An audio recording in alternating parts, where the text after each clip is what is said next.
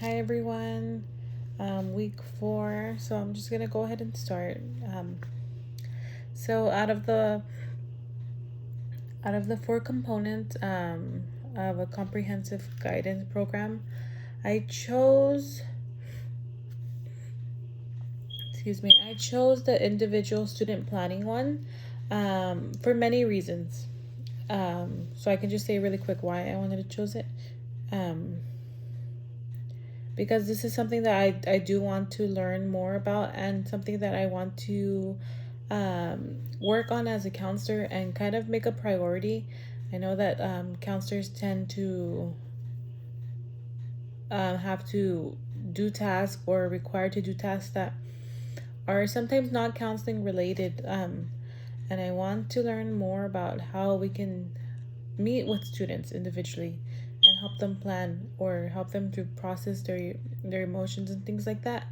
Um, because I think that's very important, and it's something that our system needs to help the children and the future of America.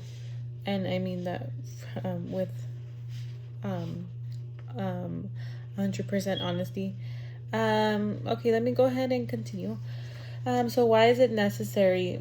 It's necessary because it helps us, one, know the students. It helps us learn more about them, and it helps us um, get them on track and prepare them to to their next step in their life. Prepare them to take that next step in their life if they're in middle school.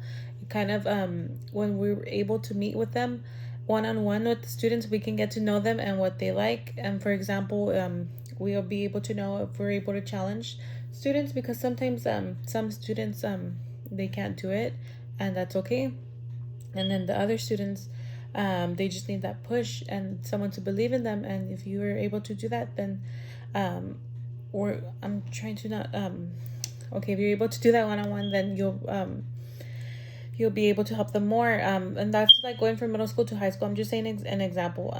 That's like going from middle school to high school. You can do dual credits and things like that, and so on, and join Avid and things like that. And okay, you go into, now you're in high school, and you're meeting with the students, and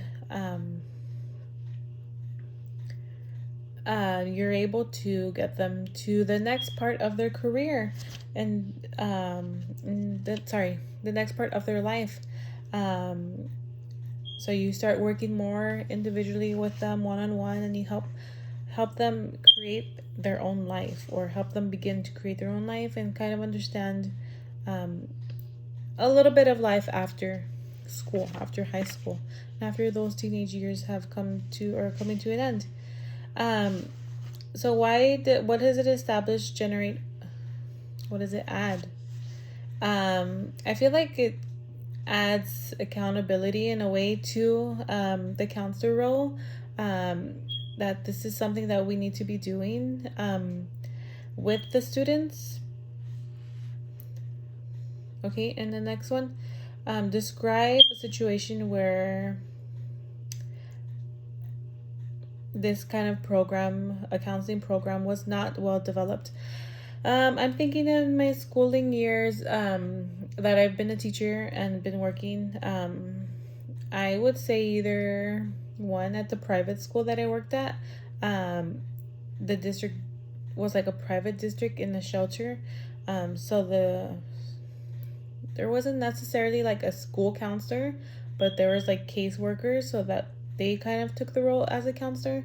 So I feel like maybe that could be one. And two, an example of it would be that I see how they would help the students. They would tell them, okay, where you.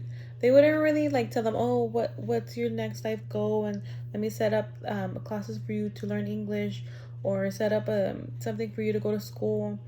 It's more like, okay, how are you feeling? Um, how are you feeling today?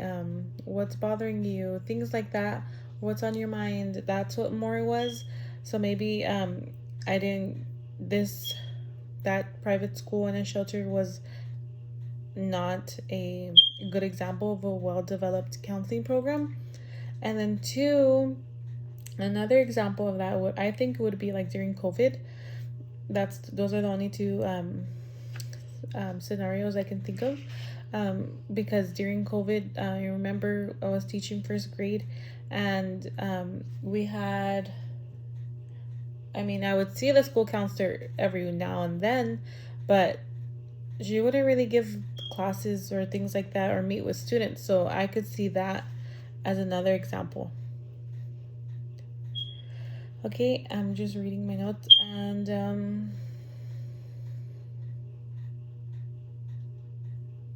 I am number 4. How does the last one? How does it affect the stakeholders and the students? And okay, let me go back to number 4.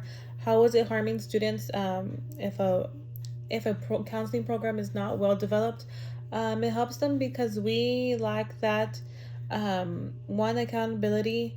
2, we lack that, what's the word called, validity, validity, and there's another word. It's like when something is okay. But anyways, we lack that. There it is. That equitable, like that quality. That's the word. Sorry, we lack the quality of giving the students a well thought out and well put together counseling program.